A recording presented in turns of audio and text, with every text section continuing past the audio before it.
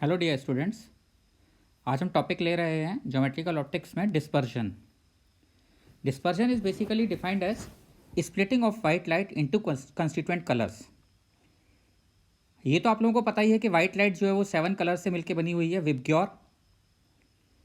तो जब कोई वाइट लाइट अगर किसी एक मीडियम से दूसरे मीडियम में एंटर करती है और एंटर करने पर अगर डिफरेंट कंस्टिट्यूएंट कलर्स में 7 कलर्स में ब्रेक हो जाती है, then this phenomena is called dispersion. तो यहाँ पर आप देख सकते हैं splitting of white light into constituent colours is called dispersion. अब ऐसा होता क्यों है, अगर हम ये समझने की कोशिश करें कि इसका रीज़न क्या है, तो आप लोग समझिए इसको ज़रा ध्यान से। देखिए, वैक्यूम में या एयर में जितने भी कलर्स होते हैं, डिफरेंट वेवलेंथ्स के कलर होते हैं, वो सारे के सारे कलर्स सेम स्पीड से ट्रेवल करते हैं वैक्यूम में। लेकिन जब वो किसी मीडियम में एंटर करते हैं तो मीडियम में एंटर करने पर उनकी वेलोसिटी हर कलर की डिफरेंट होती है। इसका मतलब ये हुआ कि जो रिफ्रैक्टिव इंडेक्स हम डिफाइन करते हैं मटेरियल के लिए, वो रिफ्रैक्टिव इंडेक्स डिफरेंट कलर्स के लिए डिफरेंट होता है। तो यहां पर आप रीजन देख सकते हैं, what is the reason of dispersion. दूसरी लाइन में, refractive index of any material depends on wavelength of light. और कुछ एक्सपेरिमेंटली जब हमने देखा कि कौन से कलर का डेविएशन कितना होता है, तो उससे हमने एक रफली एक फॉर्मूला डिराइव किया या आप कह सकते हैं एक्सपेरिमेंटल फॉर्मूला है basically, mu equal to A plus B by lambda square. This is called Cauchy's formula और कॉचीज रिलेशन। ये आपको ये बताता है कि वेवलेंथ अगर इंक्रीज होगी तो रिफ्रैक्टिव इंडेक्स डिक्रीज हो रहा होगा। Mu equal to A plus B by lambda square. यहाँ पर ए और बी कांस्टेंट होते हैं, ऐसे कुछ यूनिवर्सल कांस्टेंट नहीं है ए और बी, उस पर्टिकुलर मटेरियल पर डिपेंड करते हैं ए और बी की वैल्यूज़। मटेरियल का मतलब है अलग अलग कलर होते हैं, जैसे फ्लिंट ग्लास हो गया, क्राउन ग्लास हो गया, सिलिका ग्लास हो गया। ये अलग अलग मटेरियल हैं, इन अलग अलग मटेरियल के लिए अलग अलग रिफ्रैक्टिव इंडेक्स आता है। जैसे अगर एयर से ग्लास में भी जा रही है तो ग्लास किस मटेरियल का बना हुआ है, उस मटेरियल पर ए और बी डिपेंड करेंगे। बट एक चीज़ क्लियर है, फॉर ऑल मटेरियल्स रफली रिफ्रैक्टिव इंडेक्स का formula mu equal to A plus B by lambda square ये लिखा जा सकता है। अब बात ये आती है कि अगर इस फॉर्मूले के अकॉर्डिंग हम देखें तो हम क्लियरली देख सकते हैं कि ऐसे केस में अगर लैम्डा बढ़ रहा है तो रिफ्रैक्टिव इंडेक्स कम होता चला जा रहा है। तो हमने ये यहाँ पर शो किया है कि अगर देखें विबग्योर, आपको पता होगा वेवलेंथ रेड कलर की सबसे ज़्यादा होती है, वायलेट कलर की सबसे कम होती है। तो इस फॉर्मूले के अकॉर्डिंग अगर आप देखेंगे तो रिफ्रैक्टिव इंडेक्स वायलेट कलर का सबसे ज़्यादा होगा और रेड कलर का सबसे कम हो जाएगा। तो यहाँ पर बच्चों हम लोग म्यू अगर बढ़ेगा, अगर लैम्डा बढ़ेगा तो म्यू क्या होगा, कम होगा। तो इसका मतलब रिफ्रैक्टिव इंडेक्स सबसे ज़्यादा किसका हुआ, refractive index mu R is less than mu V. Violet colour का रिफ्रैक्टिव इंडेक्स सबसे ज़्यादा हुआ और रेड कलर का रिफ्रैक्टिव इंडेक्स सबसे कम हुआ। अब बात यह आती है कि अगर ऐसा सिचुएशन है तो अभी तक हम जो बात करते थे, जैसे कोई लाइट रे एंटर हुई तो लाइट रे एंटर हुई तो उसका इतना डेविएशन हुआ, उसका एंगल ऑफ डेविएशन इतना हुआ, या एंगल ऑफ इंसिडेंस इतना है तो एंगल ऑफ रिफ्रैक्शन इतना हुआ, तो हम किसके लिए बात कर रहे होते थे। तो जनरली या तो हमें एक ही कलर लेकर दिया होता है और उसी कलर की बात कर रहे होते हैं, वाइट लाइट नहीं लेते हैं, और या फिर हम ये कह सकते हैं कि हम मीन कलर के बारे में बातें करते हैं। अगर हम कुछ नहीं बोल रहे हैं, वाइट लाइट यूज़ कर रहे हैं और एंगल निकाल रहे हैं, तो एक्चुअली ना तो रेड का निकालते हैं ना वायलेट का निकालते हैं, मीन कलर निकालते हैं। अब बात आती है कि मीन कलर क्या होता है बच्चों। तो मीन कलर हम ये कह सकते हैं कि mu V plus mu R by 2, अगर दोनों को ऐड कर दिया जाए mu V plus mu R और उसको 2 से डिवाइड कर दिया जाए, तो जिस कलर के लिए ये रिफ्रैक्टिव इंडेक्स आए उस कलर को हम मीन कलर बोल सकते हैं। And generally it is observed that for many materials, for most of the materials, अगर आप वायलेट कलर का रिफ्रैक्टिव इंडेक्स और रेड कलर का रिफ्रैक्टिव इंडेक्स लेके 2 से डिवाइड करें तो येलो कलर का रिफ्रैक्टिव इंडेक्स आता है। ये किसी और का भी आ सकता है, बट मैं एक जनरल बात आपको बता रहा हूँ। तो जनरल जो कलर यूज़ किया जाता है वो येलो कलर को मीन कलर यूज़ किया जाता है। तो अगर हम कुछ भी नहीं बोल रहे हैं तो बेसिकली हम येलो कलर की बात कर रहे हैं। आप देख सकते हैं मैंने एक एग्जांपल के थ्रू नीचे आपको ये दिखाने की कोशिश की है कि अगर एक रे इंसिडेंट होती है एयर से ग्लास में, और अगर ये वाइट लाइट है तो वाइट लाइट जब इंसिडेंट होगी तो डिफरेंट कंस्टिट्यूएंट कलर्स में ब्रेक हो जाएगी। इनके एंगल ऑफ रिफ्रैक्शन, अगर ये एयर से ग्लास में जा रही है तो टुवर्ड्स नॉर्मल बैंड होगी, डेंसर मीडियम में जा रही है, लेकिन सबसे ज़्यादा टुवर्ड्स नॉर्मल बैंड कौन होगा? जिसका एंगल ऑफ रिफ्रैक्शन सबसे कम होगा वो सबसे ज़्यादा बैंड हुई होगी। और अगर हमें निकालना चाहें तो हमें पता है स्नेल्स लॉ से 1 into sine I equal to mu into sine R होता है। अब हमें पता है यहाँ से अगर हम निकालें कि रेड कलर के लिए और वायलेट कलर के लिए तो साइन आर वी, इसमें आर वी क्या है? Angle of refraction for violet colour, और साइन आर आर क्या है? Angle of refraction for red colour. जैसे अगर आप नॉर्मल से देखेंगे रेड कलर का तो ये कौन सा है? Refractive index for red colour हो गया। और वायलेट के लिए अगर आप देखेंगे ये, तो ये refractive index for violet colour हो गया। तो यहाँ से हमें क्लियर पता लग रहा है कि रेड कलर का angle of refraction violet colour के एंगल ऑफ रिफ्रैक्शन से ज़्यादा है। इसका मतलब वायलेट सबसे ज़्यादा डेविएट हुआ और रेड सबसे कम डेविएट हुआ। अगर इसके अकॉर्डिंग आप देखेंगे तो angle of refraction for red सबसे ज़्यादा है और angle of refraction for violet सबसे कम है। तो अब ये तो बात हो गई कि जब ये एक मीडियम से दूसरे मीडियम में जा रहा हो एक रे, लेकिन अगर ये प्रिज्म पर इंसिडेंट हो, हमें बेसिकली प्रिज्म में पढ़ना है डिस्पर्जन क्या होता है, और प्रिज्म जो हम पढ़ेंगे वो थिन प्रिज्म के लिए पढ़ना है हमें, डिस्पर्जन इन थिन प्रिज्म, क्योंकि थिन प्रिज्म में ही आप फॉर्मूले डेराइव कर सकते हैं। क्योंकि आपको पता है कि थिन प्रिज्म में जो डेल्टा होता है एंगल ऑफ डेविएशन, ये म्यू माइनस 1 इंटू ए होता है। डेल्टा ये आई और आर पर डिपेंड नहीं करता, एंगल ऑफ इंसिडेंस पर डिपेंड नहीं करता है थिन प्रिज्म के लिए। Delta equal to mu minus 1 into A, इसलिए जितने फॉर्मूले डेराइव किए जाएंगे वो थिन प्रिज्म के लिए ही डेराइव किए जाएंगे। देखिए ध्यान दीजिए, यहाँ पर एक वाइट लाइट इंसिडेंट होती है थिन प्रिज्म पर, तो हमें पता है कि ऐसे केस में delta equal to mu minus 1 into A होता है। और अभी हमने पढ़ा कि mu V greater than mu R होता है। इसका मतलब वायलेट कलर का रिफ्रैक्टिव इंडेक्स ज़्यादा है रेड कलर के लिए, तो डेविएशन भी किसका सबसे ज़्यादा होगा? वायलेट कलर का डेविएशन रेड कलर से ज़्यादा होगा। तो अगर ये सीधे सीधे निकल जाती तो इसका कोई डेविएशन नहीं होता। ये जितना डेविएट हुई तो आप देख सकते हैं वायलेट कलर की सबसे ज़्यादा डेविएट हुई, डेल्टा वी लिख दिया है मैंने इसको, और रेड कलर की सबसे कम डेविएट हो रही है, इसको डेल्टा आर लिख दिया है, delta we and delta R. तो ये जो डेल्टा वी और डेल्टा आर हैं, इससे अगर हम देखना चाहें तो बेसिकली अब जो लाइट बाहर निकल रही है वो एक एंगल में बाहर निकल रही है।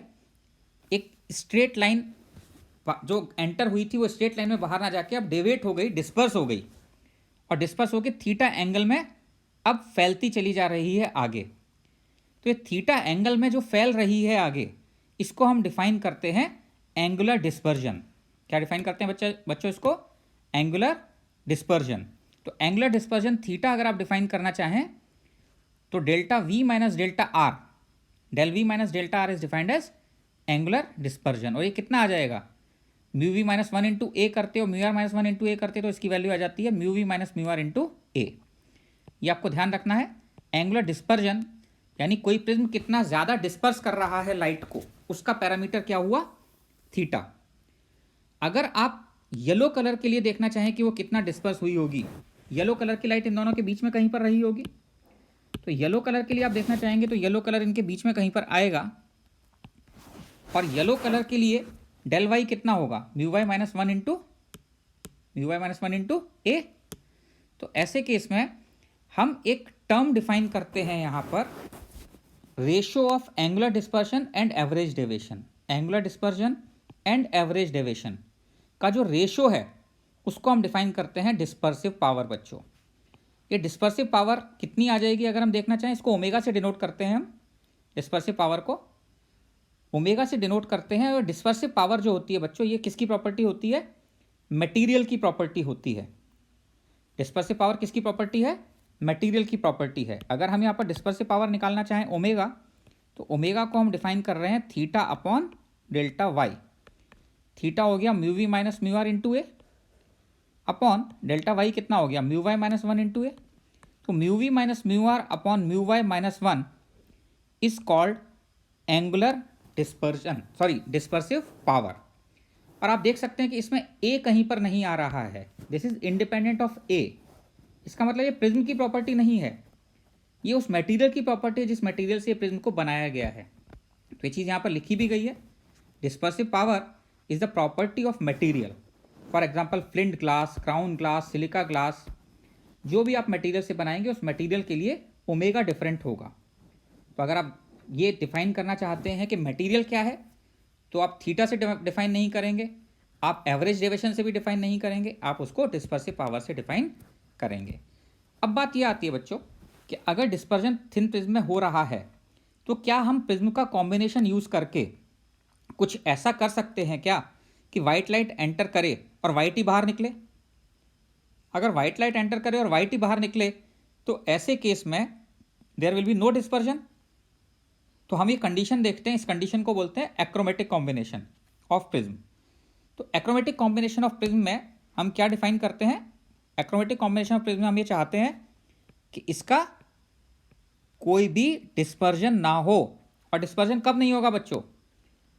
डिस्पर्जन कब नहीं होगा? जब थीटा वन और थीटा टू, एक प्रिज्म थीटा वन डिस्पर्स कर रहा था, दूसरा थीटा टू डिस्पर्स कर रहा था, टोटल मिला के दोनों प्रिज्म कितना डिस्पर्स करते? Theta one plus theta two. और अगर theta one plus theta two zero हो जाए तो हम ये कह सकते हैं theta one plus theta two equal to zero हो जाने का मतलब कि आपने दो प्रिज्म से एक ऐसे कॉम्बिनेशन अचीव कर लिया, ऐसी कंडीशन अचीव कर ली कि अब जो वाइट लाइट एंटर कर रही थी वो वाइट ही बाहर निकलेगी। तो ज़रा देखते हैं कि इसकी क्या कंडीशन होती है एक्रोमेटिक कॉम्बिनेशन की।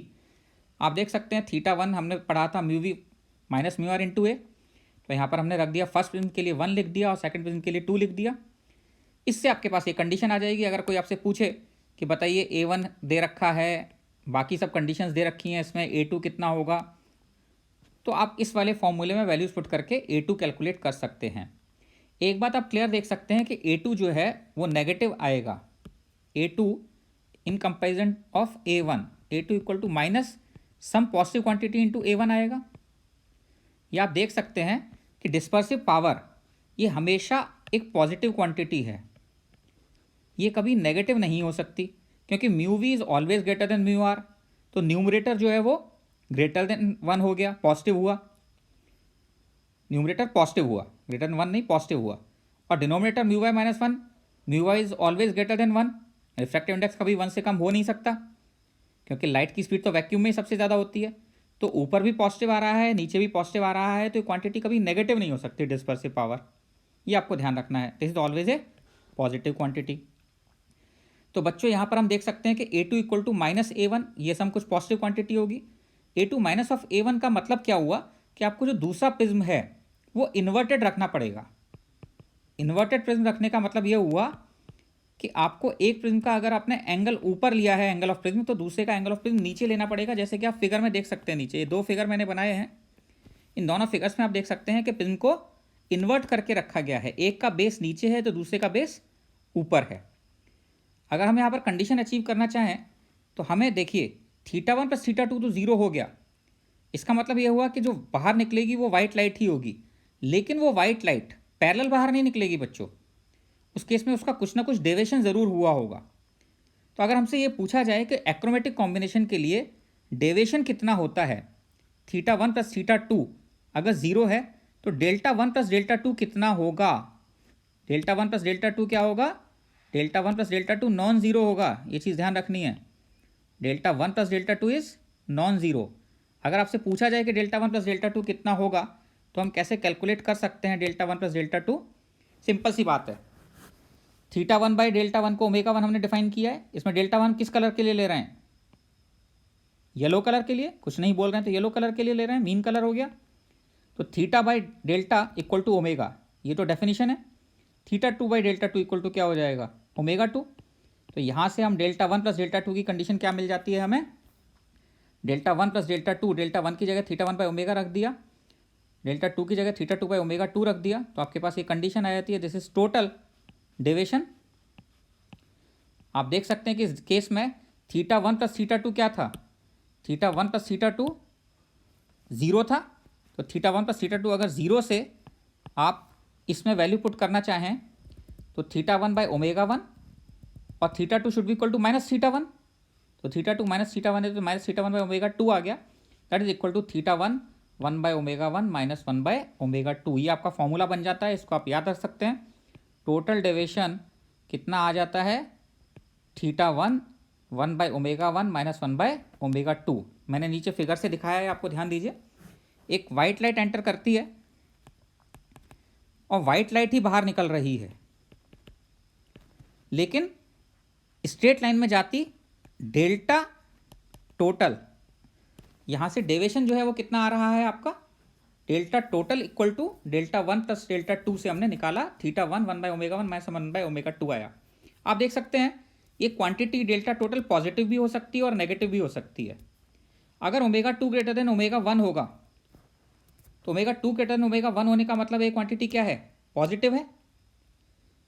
और अगर पॉजिटिव है तो इसका मतलब ये हुआ कि जैसे एक प्रिज्म के लिए बाहर निकलती थी नॉर्मल केस में, फर्स्ट वाला प्रिज्म से उसके बेस की तरफ बाहर निकलती, पॉजिटिव होने का मतलब उसके बेस की तरफ ही बाहर निकल रही है।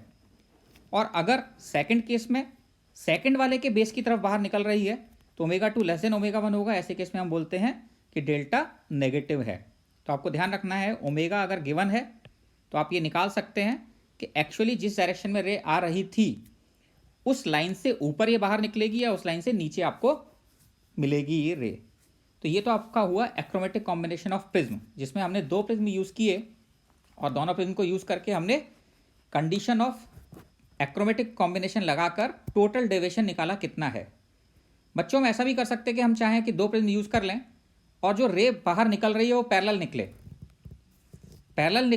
लेकिन डिस्पर्स हो जाए, यानी 7 कलर्स में ब्रेक हो जाए।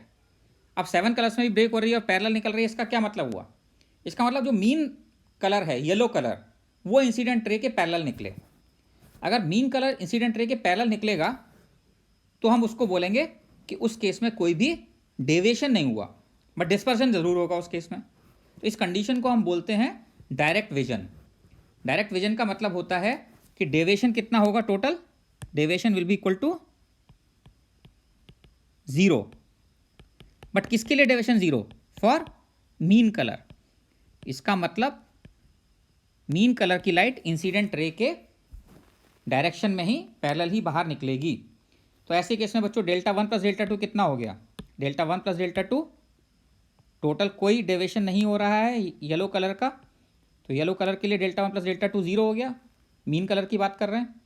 बट ऐसे केस में theta one plus theta two zero नहीं होगा, थीटा टोटल जो होगा वो थीटा टोटल कितना होगा ये हम कैलकुलेट कर सकते हैं। थीटा टोटल का मतलब जितने में डिस्पर्स होगी, रेड और वायलेट के बीच का जो एंगल होता है, जैसे नीचे वाले फिगर में आप देख सकते हैं कि ये थीटा है टोटल। तो अगर थीटा टोटल निकालना चाहें यहाँ पर तो आप देख सकते हैं theta one plus theta two कर दिया, theta one equal to omega one delta one plus omega two delta two, और delta two equal to minus delta one, delta two equal to minus delta one. ये आप इस वाली equation से देख सकते हैं, इक्वेशन वन से। तो थीटा टोटल कितना हो गया, omega one minus omega two into delta one. इस फॉर्मूले को भी आपको ध्यान रखना है। तो दो कंडीशंस हम लिखते हैं, एक तो होती है एक्रोमेटिक कॉम्बिनेशन और एक होता है डायरेक्ट विजन। दोनों में से जो भी पूछा जाए वो आप निकाल सकते हैं। मैंने नीचे दोनों फिगर भी बच्चों बनाए हुए हैं। एक स्ट्रेट लाइन में रे जो आ रही थी तो येलो कलर तो उसी लाइन में गया, रेड ऊपर चला गया और वायलेट नीचे। सेकंड केस में रेड नीचे हो गया और वायलेट ऊपर। ये भी इस चीज़ पर डिपेंड करता है कि ओमेगा वन और ओमेगा टू में से कौन सी क्वांटिटी बड़ी है। अगर omega one greater than omega two होगा, अगर omega one greater than omega two होगा तो theta one plus theta two positive होगा, तो रेड को वायलेट के ऊपर रहना चाहिए, तो रेड वायलेट के ऊपर ही रहेगा। और अगर ये इन्वर्स हो गया, उल्टा हो गया, इसको हम बोलते हैं नेगेटिव डिस्पर्जन। अगर नेगेटिव डिस्पर्जन होगा तो वैसे केस में वायलेट ऊपर चला जाएगा और रेड नीचे चला जाएगा और ये थीटा टोटल हो जाएगा। और ये क्वांटिटी ये कब होगा, जब omega two greater than omega one होगा। तो बेसिकली ये थोड़ा सा मैथमेटिकल चीज़ है, फॉर्मूले याद रखने हैं आपको, और आपको जो भी प्रॉब्लम्स पूछे जाते हैं उन प्रॉब्लम्स में आपको सीधे सीधे फॉर्मूला लगाकर प्रॉब्लम को सॉल्व करना होता है। ठीक है, आई होप ये आपकी समझ में आ गया होगा। एक बार ध्यान से देख लीजिए, सारे फॉर्मूले याद रख लीजिए और फिर उन पर बेस कुछ प्रॉब्लम्स और मैं यहाँ पर आपको करवा दूंगा।